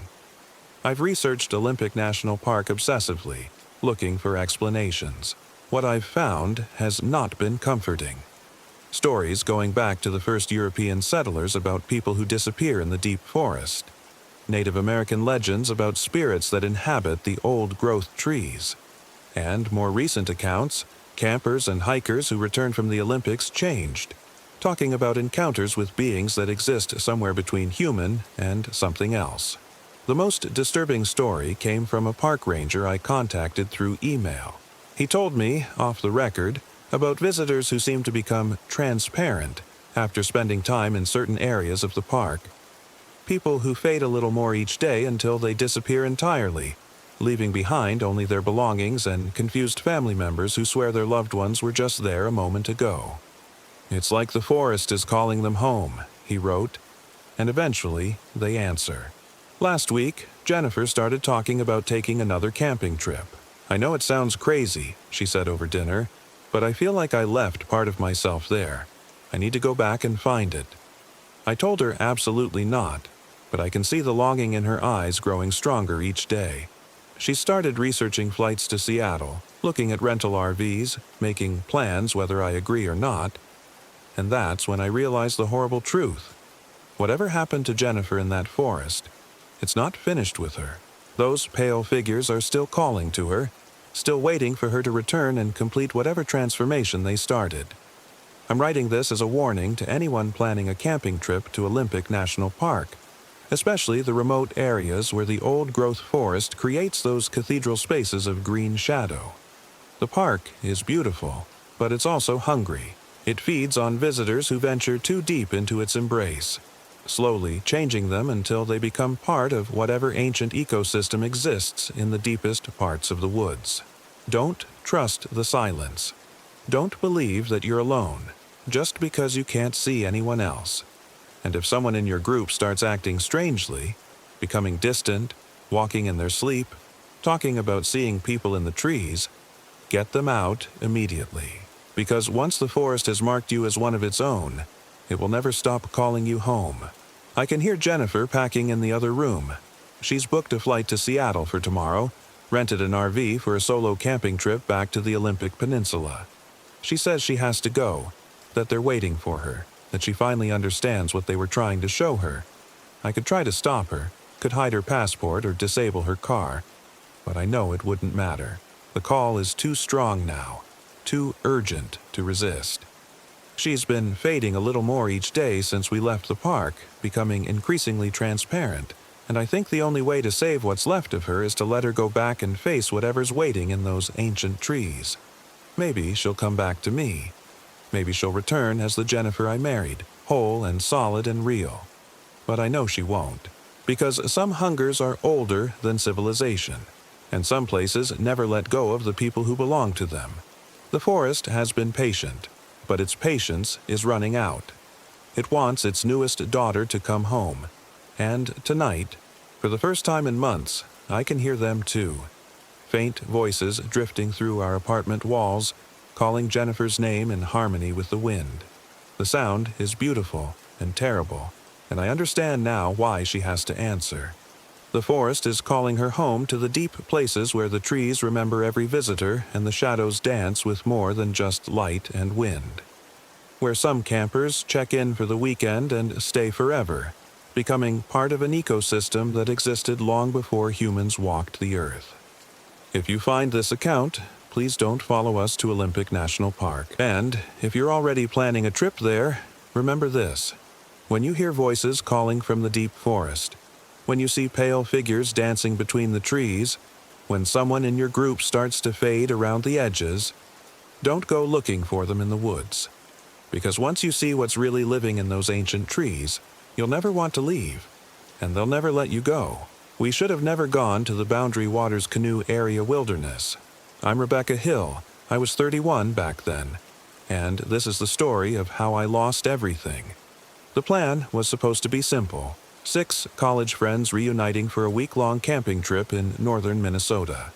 After 10 years of scattered lives, failed marriages, and career disappointments, we all needed something to remind us of who we used to be. The Boundary Waters seemed perfect. 1 million acres of pristine wilderness where we could disconnect from the world and reconnect with each other. Just like the old days, said Marcus Thompson as we loaded our gear into 3 canoes at the Moose Lake entry point. At 33, he was still the natural leader of our group, organizing everything from permits to meal planning with the same enthusiasm he'd shown in college. Remember that camping trip senior year? This is going to be epic. The group had changed since our university days, of course. Elena Vasquez, our former party girl, was now a successful lawyer who hadn't touched alcohol in 3 years. Jason Burke had gone from class clown to insurance adjuster, though he still cracked jokes at inappropriate moments. Amy Chen had traded her art major for a career in tech, but she'd brought her cameras to document our adventure. And Lisa Park, once our shy bookworm, had become a confident nurse practitioner who'd insisted on bringing an extensive first aid kit. The weather forecast is perfect, I said, checking my phone one last time before we entered the no-service zone. Clear skies, mild temperatures, what could go wrong? If I'd known then what I know now, I would have turned around and driven home immediately. The first day of paddling was everything we'd hoped for. The September air was crisp and clear, the water like glass reflecting the changing leaves. We made good time across Moose Lake and through the first few portages, our canoes loaded with enough gear for a week of backcountry camping. God, I'd forgotten how quiet it is out here, Elena said as we paddled across Newfound Lake. No traffic, no phones, no meetings, just silence. But it wasn't really silence. The wilderness had its own soundtrack. The splash of paddles, the call of loons, the rustle of wind through pine trees. It was peaceful in a way that made our city lives seem frantic and meaningless by comparison. We made camp on a small island in the middle of Ensign Lake, a designated site with a fire ring and a basic latrine hidden in the trees. It felt like our own private kingdom, accessible only by canoe and completely isolated from the modern world. "This is perfect," Amy said, setting up her camera on a tripod to capture the sunset. "We should do this every year." Let's get through this week first, Jason joked, struggling with his tent. Some of us aren't as outdoorsy as we pretend to be. That first evening was magical. We cooked over an open fire, shared stories about our lives, and gradually felt the years melting away. By the time we crawled into our tents, I felt more relaxed than I had in months. I shared a 2-person tent with Elena, while Amy and Lisa had another. Marcus and Jason had opted for solo tents, claiming they needed their space. We'd arranged our camp in a rough circle around the fire ring, close enough to feel secure but with enough privacy for everyone. I was almost asleep when I heard Elena's voice. "Rebecca, are you awake?" "Barely. What's wrong?" "I keep hearing voices, like people talking outside the tent." I listened carefully but heard only the gentle lapping of water against the shore and the distant call of a loon. "Probably just the others." "You know how sound carries over water." "No, it's different. Like people having a conversation, but I can't make out the words." I unzipped our tent flap and peered out. The campsite was quiet, all the other tents dark and still. The fire had burned down to glowing embers that cast dancing shadows across our gear. "There's no one out there, Elena. Maybe you're just hearing the water or wind in the trees." She settled back into her sleeping bag, but I could feel her tension. Elena had always been high-strung, and the isolation might be affecting her more than the rest of us. The next morning, everything seemed normal again. We cooked breakfast over the rebuilt fire, planned our route for the day, and packed our gear with the efficiency of people falling back into old rhythms. "Where to today, fearless leader?" Amy asked Marcus, who was studying the map. "I thought we'd head north to Shell Lake. It's supposed to have great fishing, and there's a nice campsite on the eastern shore." The paddle took most of the day, with 2 challenging portages that left us sweaty and tired but exhilarated. The boundary waters demanded respect. Every portage was a test of endurance, carrying heavy packs and canoes over rocky trails through dense forest. But the rewards were worth it. Pristine lakes untouched by motorboats or development. Wilderness that looked exactly as it had for thousands of years. Shell Lake was everything Marcus had promised. The water was crystal clear, and within an hour of setting up camp, Jason had caught 3 walleye for dinner. We were all in high spirits as we prepared our meal, feeling accomplished and adventurous. That's when Amy made her discovery. "Hey, guys, come look at this," she called from where she was reviewing photos on her camera. We gathered around as she scrolled through the images from the day's paddle. Most were exactly what you'd expect. Scenic lake views, action shots of us portaging, candid moments around the campfire, but in several photos there were extra people. "What the hell?" Marcus said, leaning in for a closer look. In a photo of our 3 canoes crossing a lake, there was clearly a 4th canoe in the background. In a shot of us during a portage break, there were 7 people instead of 6. In a picture of our campsite from the previous evening, there were additional tents visible in the shadows beyond our fire. "The camera must be malfunctioning," Elena said, but her voice was shaky. "Digital artifacts or something." "I've never seen digital artifacts that look like people," Amy replied, zooming in on one of the mysterious figures. "Look at this one. You can see details. Clothing, facial features." The figure she'd highlighted was standing just at the edge of our campsite, partially hidden behind a pine tree. It looked like a man in his 30s, wearing outdated camping gear and staring directly at the camera with an expression I couldn't quite read. "Maybe it's just another camping group," Lisa suggested. "The Boundary Waters is a popular area." But we all knew that wasn't right. We'd had permits for specific campsites, and we hadn't seen another group since entering the wilderness. Plus, there was something wrong about the figures in the photos. They were too pale, too still, and they appeared in places where no one should have been able to reach unnoticed. "Let's just forget about it," Jason said with forced cheerfulness. "Probably just some kind of camera glitch. These things happen with digital equipment." But I could see that everyone was disturbed by the photos. We cooked dinner in a relative silence, each of us stealing glances at the tree line around our campsite. The wilderness that had felt peaceful and welcoming now seemed to be watching us. That night, I woke to the sound of voices outside our tent. This time, I was certain it wasn't my imagination. There were definitely people talking. Not just one or two voices, but what sounded like a whole group having animated conversations. I could almost make out words, but they seemed to be speaking in overlapping dialogues that created an incomprehensible murmur. I shook Elena awake and put my finger to my lips when she started to speak. Together, we listened to the voices surrounding our campsite. They seemed to be moving in a circuit, passing by each tent in turn, the conversations continuing without pause. After about 10 minutes, the voices faded away, leaving only the normal sounds of the night. "What the hell was that?" Elena whispered. "I don't know, but we're telling the others in the morning." When dawn broke, we discovered that Jason was missing. His tent was still zipped shut from the inside, his sleeping bag arranged as if he'd just gotten up to use the latrine. But Jason was nowhere to be found. His gear was still at the campsite, including his life jacket and paddle. "Jason!" Marcus called, his voice echoing across the lake. "Jason, where are you?" We searched the small island thoroughly, calling his name and checking every possible hiding spot. Jason was notorious for practical jokes, and at first we assumed this was just another one of his pranks. But the island was only about 2 acres, mostly open with a few clusters of pine trees. There was literally nowhere for him to hide. "Maybe he went for a swim," Amy suggested, though we all knew Jason was a weak swimmer who never went in the water without a life jacket. "Or maybe he paddled over to the mainland," Lisa said, though I don't know why he'd do that without telling anyone. But all 3 canoes were still pulled up on the shore, exactly where we'd left them. We spent the morning expanding our search to the nearby shoreline, paddling around the lake and calling Jason's name until our voices were hoarse. There was no sign of him anywhere. "We need to report this," Marcus said finally. "Get the authorities involved." But we were 3 days' paddle from the nearest road, in the heart of one of America's most remote wilderness areas. Even if we broke camp immediately, it would take us at least 2 days to reach help.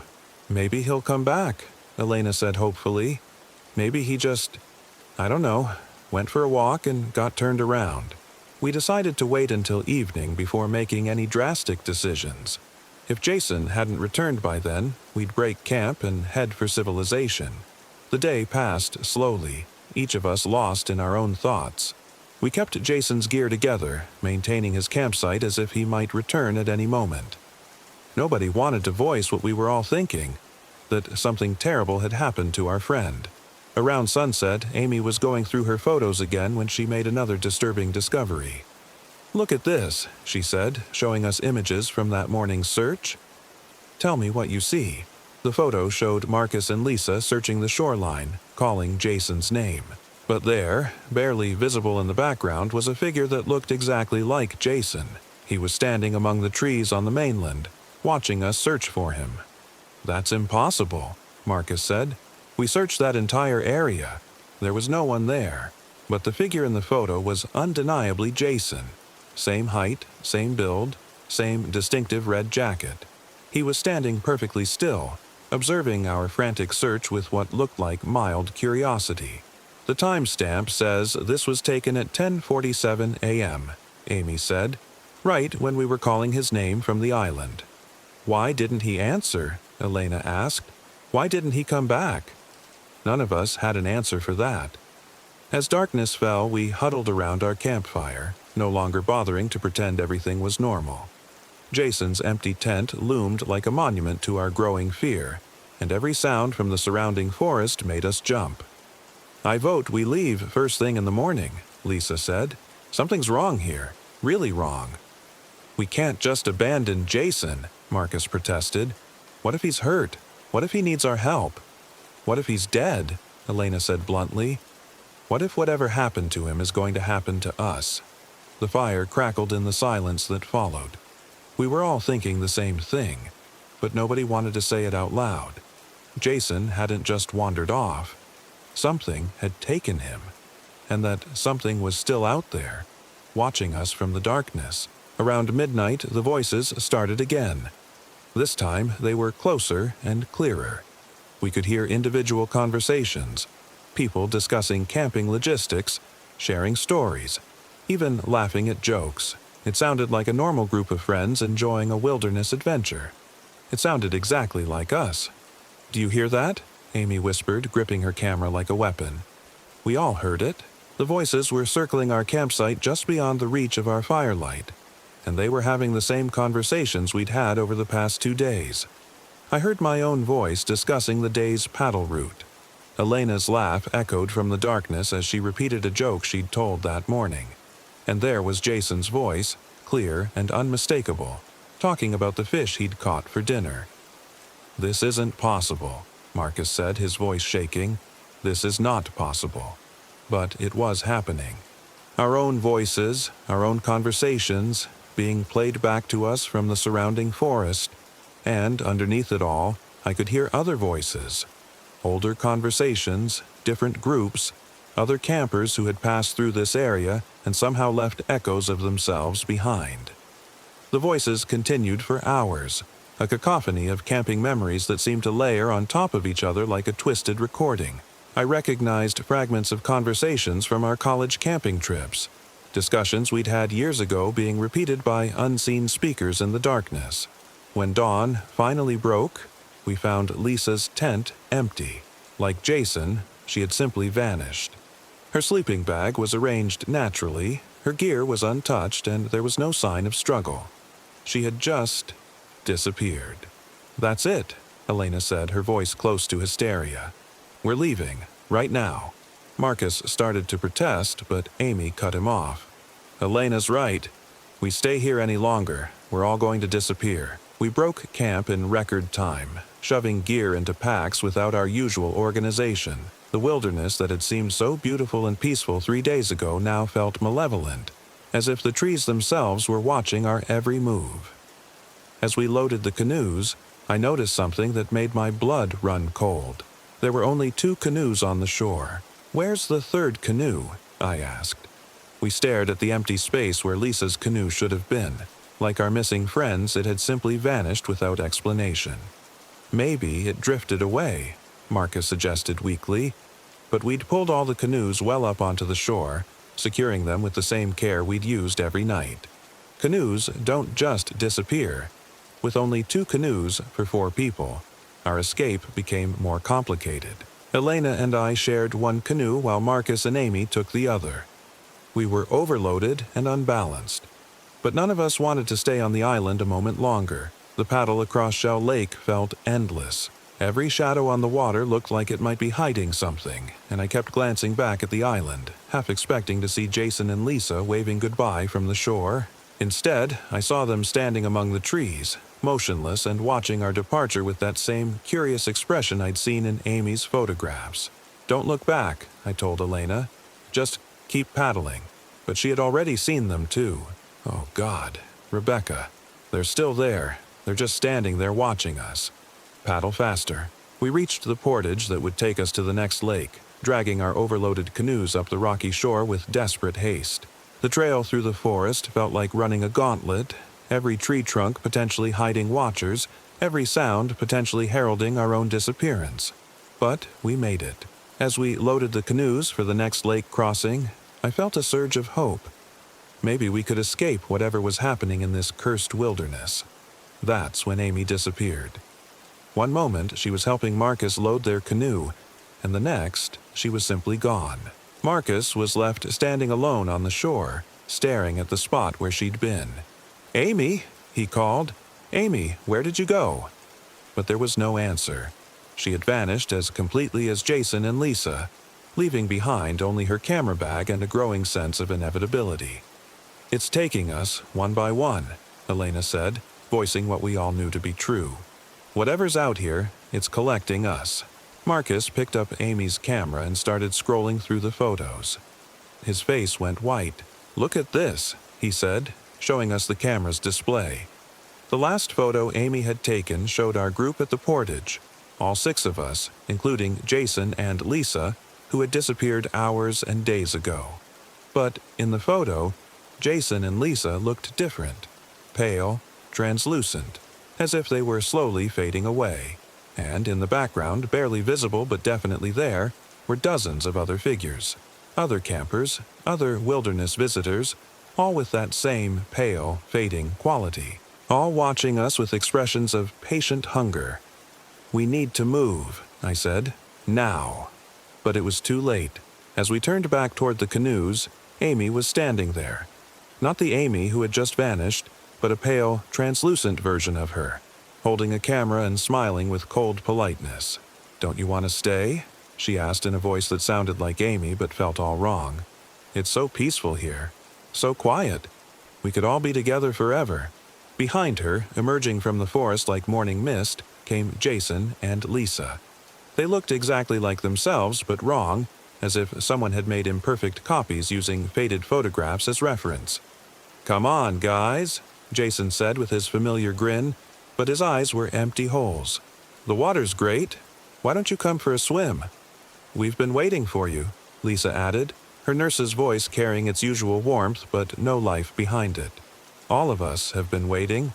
More figures appeared among the trees, campers from other eras, other decades, all wearing the pale, faded quality of old photographs. They moved toward us with patient inevitability, and I realized we were surrounded. "Run," I whispered to Elena and Marcus. We scattered in different directions, crashing through the underbrush in pure panic. I could hear Marcus shouting something behind me, but I didn't look back. I ran blindly through the forest, branches tearing at my clothes and roots trying to trip me with every step. I don't know how long I ran. Time seemed fluid in that place, elastic and unreliable. I ran until my lungs burned and my legs gave out, finally collapsing beside a small stream in the middle of nowhere. When I finally caught my breath and looked around, I realized I was completely lost. The forest stretched endlessly in every direction, and I had no idea which way led back to the lake or the portage trail. I was alone in the boundary waters with no gear, no map, and no idea how to find my way out. But I wasn't really alone. As I sat by the stream, trying to figure out what to do next, I started hearing voices again. Familiar voices, having familiar conversations. My own voice, discussing the beauty of the wilderness with Elena. Marcus planning our route for the next day. Amy explaining how her camera worked. All the conversations we'd had over the past few days being repeated by unseen speakers in the forest around me. And underneath those voices, I could hear others. Hundreds of other conversations, other camping trips, other groups who had entered this wilderness and never left. The forest was full of echoes, memories trapped in the trees and water, endlessly repeating the last days of visitors who had been claimed by whatever lived in this place. I understood then what was happening. The boundary waters, at least this part of it, was some kind of trap, a place where human experiences were captured and preserved like insects in amber. The pale figures I'd seen weren't ghosts or spirits, but something more like living photographs, imprints of people who had been absorbed into the landscape itself. And I was next. As evening fell, I could see them beginning to gather. Pale figures emerging from between the trees, all of them former visitors to this cursed wilderness. They moved toward me with patient inevitability, and among them I could see Marcus and Elena, already beginning to fade around the edges. "Rebecca," Elena called in her familiar voice, but the sound came from everywhere at once. "Don't you want to join us? It's so peaceful here. No stress, no deadlines, no responsibilities, just endless camping, forever and ever."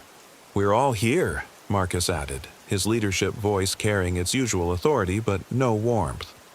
"All the friends you've ever had, all the camping trips you've ever taken. We can relive them all, over and over again." The offer was tempting in a way that terrified me. How many times had I wished I could go back to simpler times, to the carefree days of college when our biggest worry was what to cook over the campfire. Here was that chance, frozen in eternal repetition, but I knew it would mean giving up everything that made me human, my memories, my growth, my future.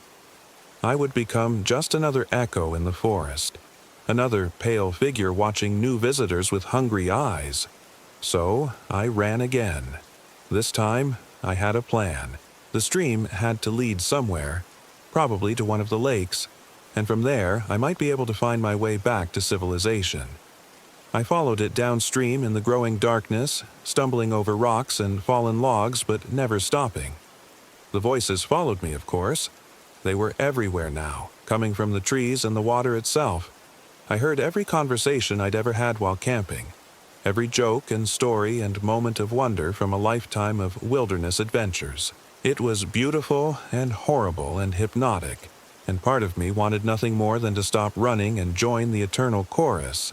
But I kept moving, driven by some stubborn core of survival instinct that refused to give up.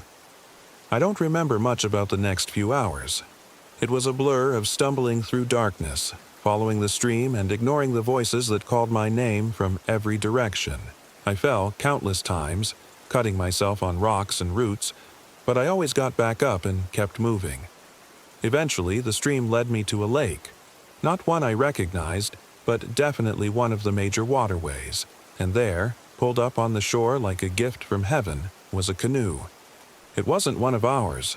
This was an older model, probably left by some previous group of campers.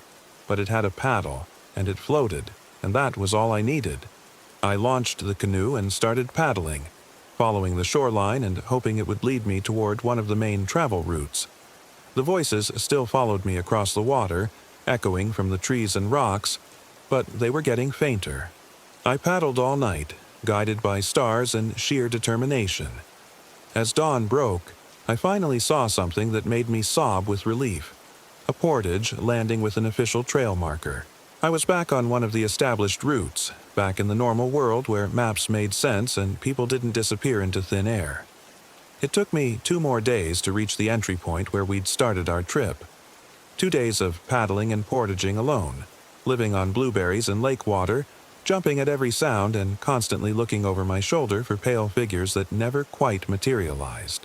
When I finally staggered into the ranger station at Moose Lake, I probably looked like a crazy person.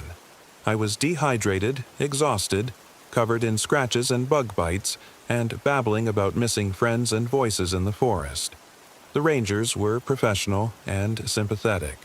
They organized search teams, filed reports, contacted the families of my missing friends. But after a week of intensive searching, they found no trace of Marcus, Elena, Amy, Jason, or Lisa. It was as if they had simply vanished from the face of the earth. The official explanation was that they had suffered some kind of accident. Maybe fell through thin ice or drowned in one of the deeper lakes. The boundary waters could be unforgiving to the unprepared, the rangers explained. People disappeared every year, victims of their own overconfidence or simple bad luck. I tried to tell them about the voices, the pale figures, the photographs that showed people who shouldn't have been there. But I could see in their eyes that they thought I was suffering from survivor's guilt and trauma-induced hallucinations. Maybe they were right. Maybe everything I experienced was just my mind's way of dealing with a terrible tragedy. Maybe my friends really did drown or get lost or suffer some other mundane wilderness accident. But I know what I saw, and I know what's still out there, waiting in the deep places where the water runs black and the trees grow close together. The Boundary Waters holds on to its visitors, collecting their experiences and memories like a vast library of human adventure. My friends are still there, still camping in an endless loop of perfect wilderness days. They're happy in their way, or at least the echoes of them are happy. No stress, no aging, no change or growth or pain. Just eternal repetition of the best parts of being young and free and surrounded by natural beauty. Sometimes, late at night, I can hear their voices calling to me from very far away. They tell me about the perfect campsite they've found, the amazing fishing, the beautiful sunset over the lake. They invite me to come back, to join them in their eternal wilderness adventure. And God help me, sometimes I want to. But I've built a new life since then, moved to a city far from any serious wilderness, taken a job that keeps me indoors, surrounded myself with noise and people and all the distractions of modern civilization.